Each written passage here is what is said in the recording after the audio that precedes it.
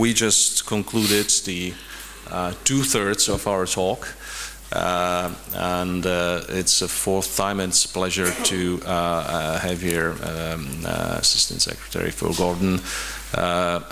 It's a follow-up of our annual talks, and we try to touch some issues on a strategic level, but also some practical issues in our bilateral relations, how this fit together.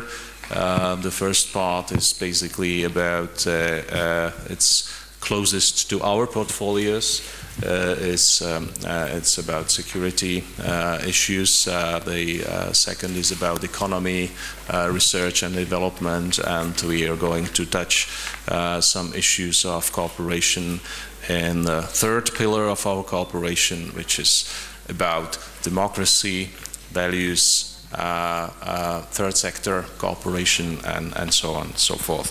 So, Phil, welcome, and thank you very much, Jiri. I really appreciate the warm welcome that you have shown to me and my delegation for the U.S. Czech Strategic Dialogue. This is my third visit to Prague since 2010. I was here in January of that year for a strategic dialogue. Came back with the President for a signing of New Start, and then today delighted to be back once again for another full day of discussions of the issues. I even managed this morning to take advantage of the beautiful weather and take a walk with the ambassador across the Charles Bridge. So it's really delightful to be back. This is an opportunity, as the Deputy Foreign Minister said, for us to go over really the very full range of issues our two countries deal with. And we did that and had excellent talks on some of those. Just to mention a few, we talked about the upcoming Chicago summit, which is obviously a priority for the United States and for President Obama. Afghanistan will be one of the key issues at that summit, and I was able to express our appreciation for everything the Czech Republic is doing in Afghanistan with its troops and its support for the PRT and Logar. And I was able to express our determination to continue with the principle of in together, out together for all of the allies. I know there have been some questions about Afghanistan policy in the wake of recent developments there, but I want to say that President Obama is determined to proceed with the very clear plans that we as NATO allies have adopted together, which is continuing the transition to Afghan lead role in its own security, and by the end of 2014 to have our combat troops out and let the Afghans lead in their own security. But as we also discussed, there's going to be a need for the international community to continue to support the Afghans after 2014. Other issues for the NATO summit that we discussed include defense capabilities, and I reiterated our strong continued support for Article 5, and simultaneously our interest in looking together with our allies at ways we can pursue what Secretary General Rasmussen calls smart defense, finding ways to pool our assets and do things together so that we can ensure our security but at lesser costs. And then we also talked about the partnership agenda for the Chicago summit, which is our mutual commitment to expand NATO's partnerships with key players around the world, but also those in Europe who aspire to be members of the alliance. In the United States, the strong view, and I believe the strong view of the Czech Republic, is that NATO's door should remain open. NATO enlargement has been positive for the alliance in the past, and we should continue to work with those countries that aspire to join in the future.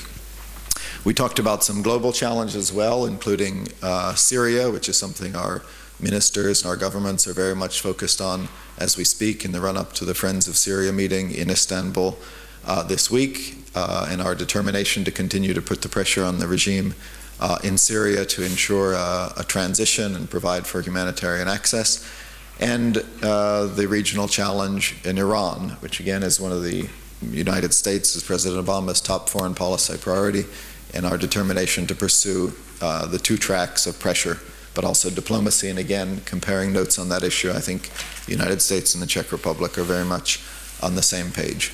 And then finally, we discussed, as Jiri said, our economic agenda, which is vast. The United States is committed to our economic partnership with Europe, European Union, the Czech Republic. We're making progress in renewing the bilateral investment treaty, which is in our mutual interest. I was pleased to learn that we are making progress towards the setting up of a center on civil nuclear cooperation, and the civil nuclear area is one in which the Czech Republic has a lot to offer, and we want to continue our cooperation in that regard. And we were able to have a discussion of the European economy in general, and I think shared the assessment that a number of recent steps have strengthened that, and I can just conclude by saying the United States has a very strong interest in seeing the European economy succeed, because we have such a stake in that partnership. So all in all, that's just a flavor for some of the issues we've discussed in the first two-thirds of this session. It's very valuable to us, and again, I thank you for your hospitality. Thank you, Phil. The reality is that everybody is under very tight budgetary pressure, and that obliges us to think about how to ensure our defense in a more efficient way. But we also have to ensure our defense. And one thing I think we agree on is that we have commitments for our own security in Europe, but also around the world in places like Afghanistan. We recently saw in Libya that require NATO allies to have serious defense capabilities. And that's a common challenge that we all face. In terms of Chicago, when I mentioned these smart defense initiatives, there are a number of them out there, and just to take a couple of examples. Allied ground surveillance is a system that we have strongly supported that allows us to pool our assets and have commonly funded intelligence assets in the form of drones so that all allies can benefit from this information while collectively putting their money together so that everybody doesn't have to have them. We want to see that program move forward in Chicago. Baltic air policing is a mechanism that allows us to collectively support defense of Baltic states' airspace without expecting that every Baltic state buy advanced fighter planes. We've discussed regional fighter cooperation programs where countries in this region could pool their assets and buy fighter planes together. Joint intelligence and surveillance projects that the United States and France have taken the lead in pushing is another area in which we could all benefit. So I think there's a serious agenda of projects that allies can agree on that would allow us to do what we need to do, draw some of the lessons of the Libya operation of Afghanistan without expecting people to spend precious resources that they don't have. Let me add on this. In our budget debate, I think we should be very careful so that the Czech Republic will be able to maintain its capabilities for its own defense and security, and also to keep our commitments in all areas of NATO responsibility. I think be it in the mission, we've talked about Afghanistan and our commitments there.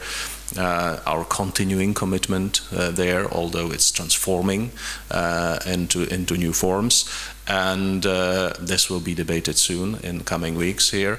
And also our other commitments. I think we take part in the air policing in Baltic countries and other. We should maintain these kind of capabilities in future. Moreover, I've informed Phil about our discussion in Visegrad countries, in Visegrad format, in the run-up to Chicago. Part of it is related to the smart defense concept, sharing and pooling, exploring opportunities of smart defense cooperation in the regional format of Visegrad countries. As you know, we are now the presidency of Visegrad, so we've taken up this initiative, and I think there will be some modest results of that presented. You mentioned the bilateral investment treaty, that you are pleased with the development, but it was a bit more complicated.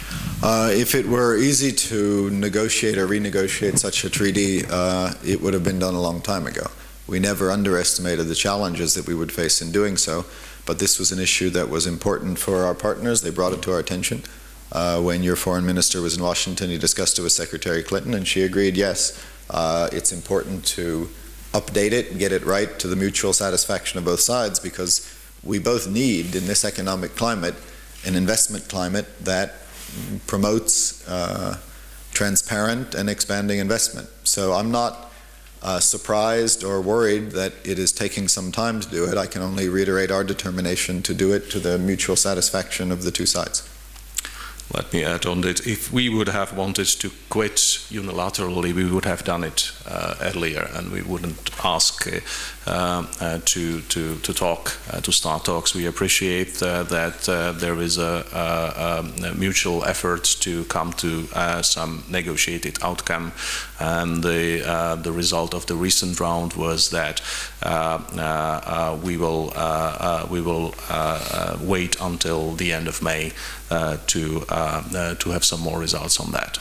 That will be presented jointly.